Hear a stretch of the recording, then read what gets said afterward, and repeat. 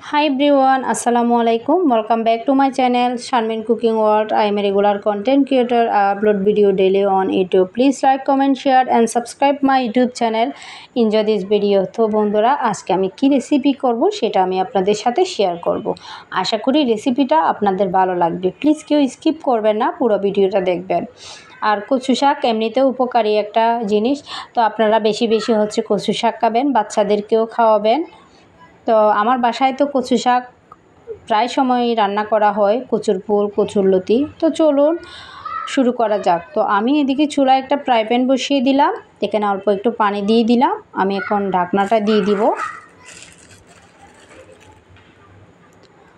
এখন আমি চলে যাব হচ্ছে আমার বাকি উপকরণ যেগুলো আছে এগুলো দেখাতে। এখানে আছে 7-8টা কাঁচামরিচ, 6-7টা শুকনা মরিচ, রসুন 10-12টা, 12 কোয়া, 3টা ইলিশ মাছ, এতো জিরা, তেল আর কচু শাক। তো 2-3 মিনিট হচ্ছে পানিটা একটু গরম করলাম, এরপরে হচ্ছে চলে আসলাম চুলায়, ঢাকনাটা তুলে নিলাম। এখন আমি দিয়ে দিচ্ছি হচ্ছে লবণটা প্রথমে একটু কমাই দিবেন। এরপরে দিয়ে দিচ্ছি হচ্ছে জলপাই। আমি এখানে 3টা জলপাই দিচ্ছি, আপনারা চাইলে অন্য কিছু দিতে পারেন। এখানে হচ্ছে দেখেন দেশি রসুন দেওয়ার চেষ্টা করবেন, এটাতে সুন্দর একটা কালার ফ্লেভার পাবেন। আর দেশি রসুনের স্বাদটা অন্যরকম। এখানে 8টা কাঁচামরিচ দিয়ে দিলাম। এখানে কচু শাকগুলো এখন এক এক করে দিয়ে দিব। তো বন্ধুরা যারা যারা আমার চ্যানেলে নতুন, যারা আমার চ্যানেলটি এখনও সাবস্ক্রাইব করেন নাই, প্লিজ আমার চ্যানেলটি সাবস্ক্রাইব করবেন, পাশে থাকা বেল আইকনটি অন করে দিবেন। এতে করে যখনই আমি ভিডিও ছাড়ব সাথে সাথে আপনাদের কাছে নোটিফিকেশান চলে যাবে। আর যারা যারা আমার চ্যানেলটি সাবস্ক্রাইব করছেন তাদেরকে অসংখ্য অসংখ্য ধন্যবাদ। তো এই তো আমি এক এক করে হচ্ছে কচু শাক সব দিয়ে দিছি।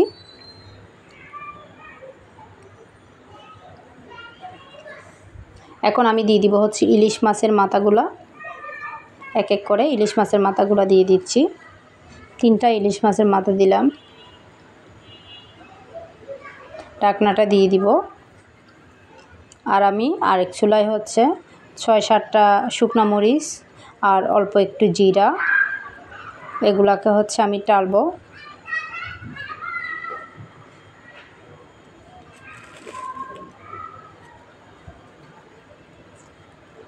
আর কয়েক টুকরা হচ্ছে দারচিনি নিলাম। এগুলো একটু গরম করা হচ্ছে, এগুলাকে একটু গুঁড়া করব। আর আমি তো বরাবরের মতোই আস্ত জিরা পছন্দ করি, যারা আমার রেসিপি সব সময় দেখেন। তো এখানে যদি আমি জিরাটা ভেঙে যদি একটু গুঁড়া করে দিই তাহলে এটাতে সুন্দর একটা ঘ্রাণ আসবে। আমার মা বিশেষ করে বেশিরভাগ এই কাজে করে, তো মায়ের থেকে শেখা। তো এদিকে হচ্ছে আমি চুলার আমি এখানে ঢাকনাটা তুলে নিলাম। 3-4 মিনিট পর এই তো আমার এগুলো হচ্ছে সিদ্ধ হয়ে যাচ্ছে, বেশিক্ষণ লাগবে না, এটা তো রান্না করতে বেশি সময় লাগে না। তো আমি একটু খুন্তি দিয়ে হচ্ছে এগুলাকে একটু চাপাই দিচ্ছি যাতে তাড়াতাড়ি হয়।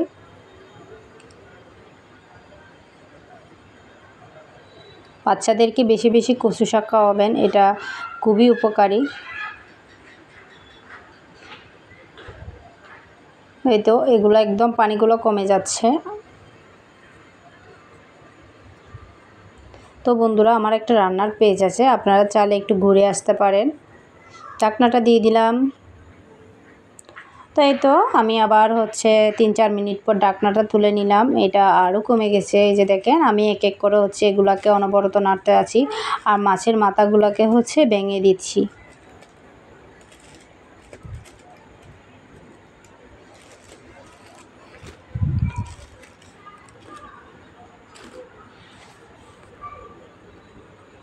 তো এই তো একদম কমে গেছে, মাছের মাথাগুলো গুঁড়া করা হয়ে গেছে, আরেকটা বাকি আছে শুধু গুঁড়া করা।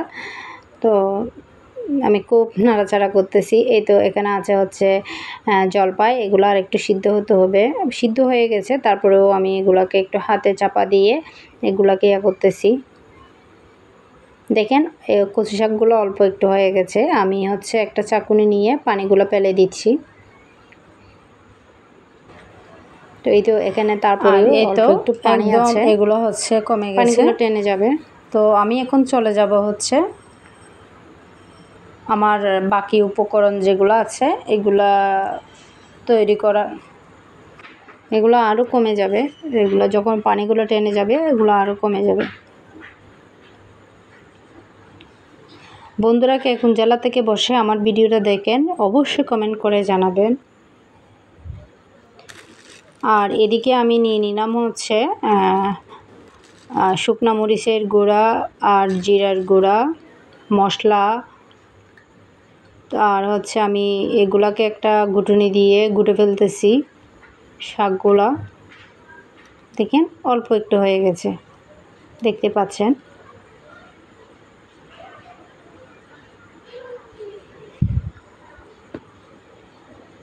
আজকে যে রান্নাটা করতেছি কচু শাক, এটা একদম আমার মা যেভাবে রান্না করে আমি ঠিক সেভাবে রান্না করতেছি।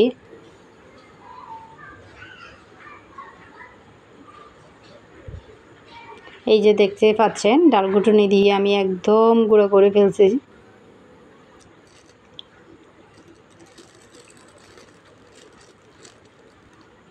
আপনারা চাইলে গুঁড়ো নাও করতে পারেন, বাট আমার কাছে মনে হচ্ছে এটা গুঁড়ো করলে ভালো হবে, তো এই জন্য আমি গুঁড়ো করে নিচ্ছি।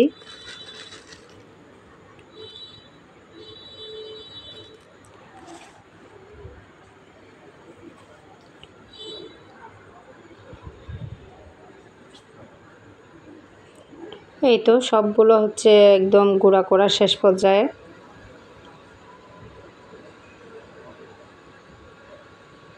কারণ এখানে রসুন ছিল আরও মরিচ ছিল, এগুলো যদি এভাবে না করি তাহলে একদম পেস্ট হয়ে যাবে না। চুলায় কিন্তু এগুলো কিন্তু চুলার উপরে ছিল। তো আমি এদিকে একটা ফ্রাই প্যান বসিয়ে দিলাম, অল্প একটু সয়াবিন তেল দিয়ে দিলাম।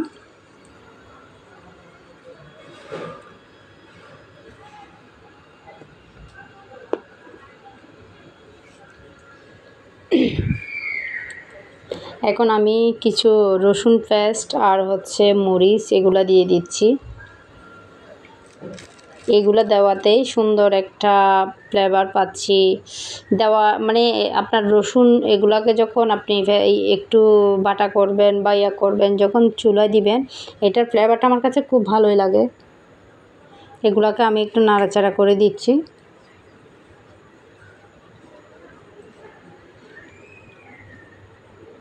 আমি এখানে দারচিনিও দিয়েছিলাম। আর এই তো দেখতে পাচ্ছেন জিরার গুঁড়া, ধনিয়ার গুঁড়া, শুকনা মরিচ এই যে গুঁড়া করছি তেলে, তো এগুলো এক এক করে হচ্ছে সব দিয়ে দিচ্ছি। এতে করে রান্নার স্বাদটা আরও বাড়ায় দিবে। সব ঘরোয়া মানে ঘরে তৈরি মশলা, কোনো ভেজাল নাই।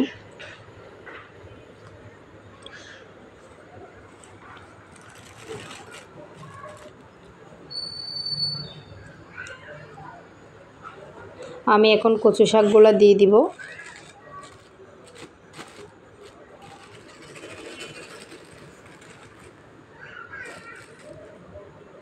তো আমি এগুলোকে একটু নাড়াচাড়া করে দিব।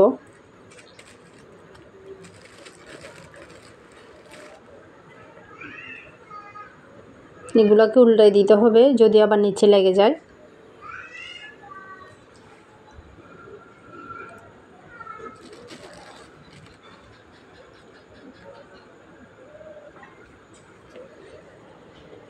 আমি বারবার এগুলাকে নাড়াচাড়া করে দিচ্ছি। বিশ্বাস করুন একটা সুন্দর একটা ফ্লেভার পাচ্ছি। তো বন্ধুরা আপনারাও চাইলে এভাবে ঘরে তৈরি করে খাবেন। ইলিশ মাছ দিয়ে কচু শাক এভাবে ঘুটে রান্না করে খাবেন, দেখবেন যে অনেক মজা। বাসায় তৈরি খাবার খাবেন সব সময়।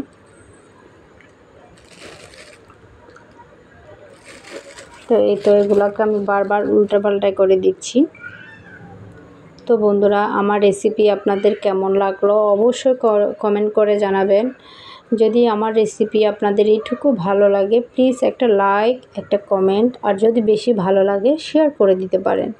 তো আমি হচ্ছে এখানে একটু লবণ দিয়ে দিচ্ছি, লবণের পরিমাণটা একটু কম হয়েছে তাই।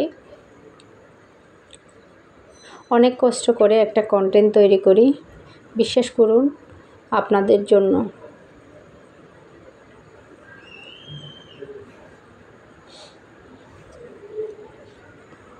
এখন আমি ঢাকনাটা দিয়ে দিব। চুলার আঁচটা একদম ছোট করে দিলাম।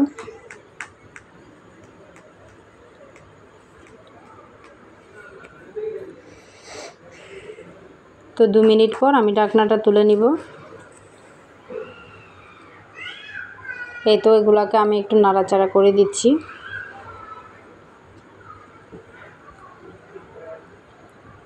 আমার রান্নাটা এক পর্যায়ে একদম শেষ পর্যায়ে।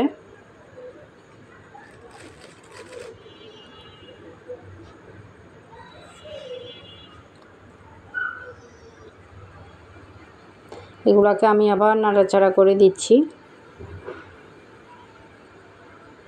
আমি আর একটু লবণ দেখতেছি রান্নাটা হয়েছে কিনা, লবণটা হয়েছে কিনা, লবণ একটু দিয়েছিলাম।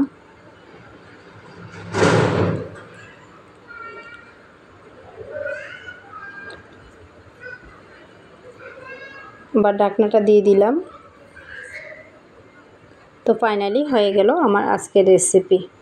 তো আমি একটা বাটিতে নিয়ে আপনাদেরকে দেখাচ্ছি যে রান্নাটা কেমন হলো।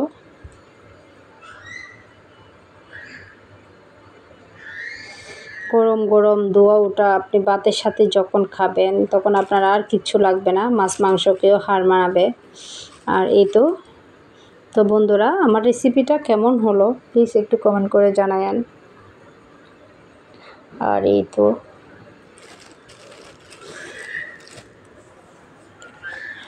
আমি এখন ভাত নিয়ে নিলাম, গরম গরম ভাত। তারপরে আমি এখন একটু খাওয়াই দেখাচ্ছি আপনাদেরকে রান্নাটা কত লোভনীয় হয়েছে।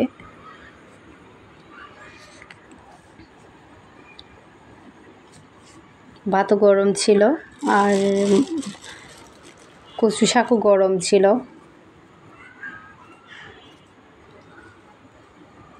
তো বন্ধুরা, খেতে খেতে আপনাদের থেকে বিদায় নিচ্ছি। সবাই ভালো থাকবেন, সুস্থ থাকবেন, নিরাপদে থাকবেন। শারমিন কুকিং ওয়ার্ল্ডকে বেশি বেশি সাপোর্ট করবেন। আজকের মতো বিদায় নিচ্ছি। আল্লাহ হাফেজ। আসসালামু আলাইকুম।